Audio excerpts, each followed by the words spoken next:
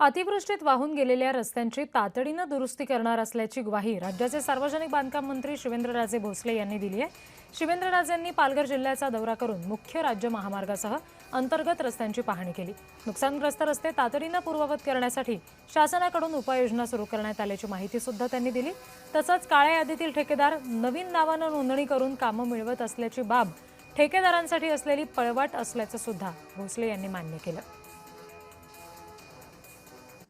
मुख्यमंत्री देवेंद्रजी फडणवीस साहेबांनी पालघर जिल्ह्यातील सर्व लोकप्रतिनिधी, सर्व प्रशासकीय अधिकाऱ्यांची बैठक ही मुंबईमध्ये घेतली होती आणि जे काही दुरुस्त्या वगैरे जे काही करायचे आणि जे काही उपाययोजना आपल्याला करायला लागणार आहेत, म्हणजे आता आपण बघतोय की पाऊस आता पूर्वीसारखा असा सलग पडत नाही। एखाद्या महिन्यात 4 दिवसात, आठवड्यात एकदमच पाऊस होतो आणि नंतर सगळं उडून जातं। पण तो एकदम होणारा पाऊस जो आहे त्याच्यामुळे नुकसान फार मोठ्या प्रमाणावर रस्ते, बिल्डिंग सगळ्यांचं, म्हणजे शेती वगैरे सगळ्यांचंच होतं।